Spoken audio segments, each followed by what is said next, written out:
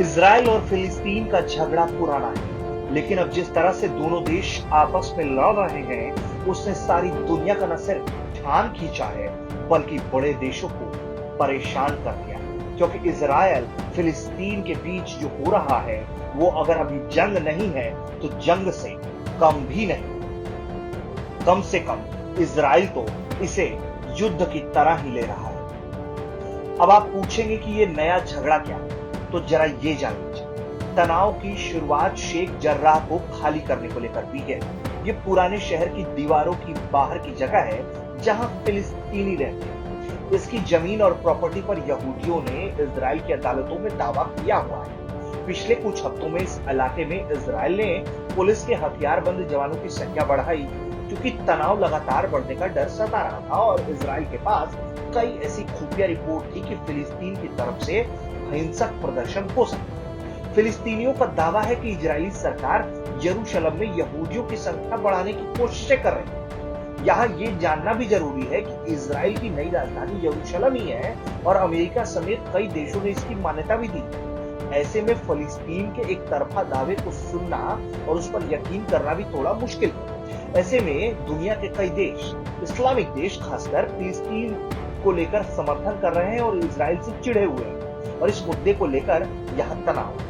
इसके विरोध में यरूशलेम की अल अक्सा मस्जिद में रमजान के आखिरी जुम्मे पर हिंसक प्रदर्शन हुआ, जिसके बाद यहाँ से हिंसा की शुरुआत हुई। इबादत करने वाली जगह पर हुए ऐसे हिंसक प्रदर्शन को लेकर इस्लामिक देश तो चुप है, लेकिन कोई भी सभ्य देश इसे जायज नहीं बता सकता। जिसके बाद धार्मिक स्थान के अंदर ये सारा हंगामा होता रहा और इजराइल पुलिस और फिलिस्तीनियों में इसके बाद झड़प शुरू हो गई। हमास ने इजरायली सेना को तुरंत अल अक्सा मस्जिद से हटने का अल्टीमेटम दिया, जबकि वो वहां पर लगातार हिंसक प्रदर्शन कर रहे थे। और उसके बाद हमास ने रॉकेट दागने शुरू कर दिए, जिसने जंग जैसे हालात पैदा किए। इजराइल पर रॉकेटों से हमला करने के पीछे फिलिस्तीन का सबसे ताकतवर संगठन हमास ही है, जिसे पीछे से ईरान और तुर्की जैसे देश समर्थन देते आए हैं, जिसका गाजा पट्टी पर कब्जा है।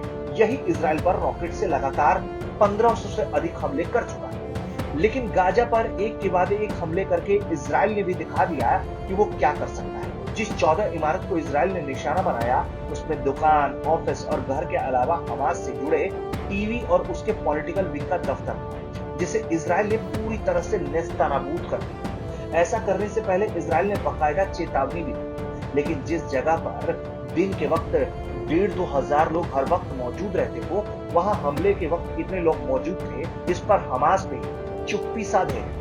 गाजा में इजरायली हमलों की तस्वीरें बता रही हैं कि नुकसान बहुत बड़ा है और इजराइल की कार्रवाई किसी में भी खौफ पैदा करने के लिए काफी है, क्योंकि चारों तरफ मातम पसरा है। लोग घरों में रो रहे हैं, सड़कों पर अंतिम संस्कार में भीड़ जुट रही है। इजराइल में हमास के हमले से 6 से 7 लोगों ने अपनी जान गंवाई है, तो वहीं इजराइल ने जब जवाबी कार्रवाई की तो फिलिस्तीन में 70 से अधिक लोगों के मारे जाने की खबर है, जिसमें हमास के कई चरमपंथी शामिल हैं, उसके कई कमांडर्स मारे गए। तो वहीं नेतन्याहू पहले ही कह चुके हैं कि शुरुआत जिसने भी की हो, लेकिन अभी तो ये शुरुआत है, आगे आगे देखिए होता है। जाहिर तौर पर इजराइल का रुख बता रहा है कि आने वाले वक्त में वो कितना कड़ा रुख अख्तियार करने जा रहा है।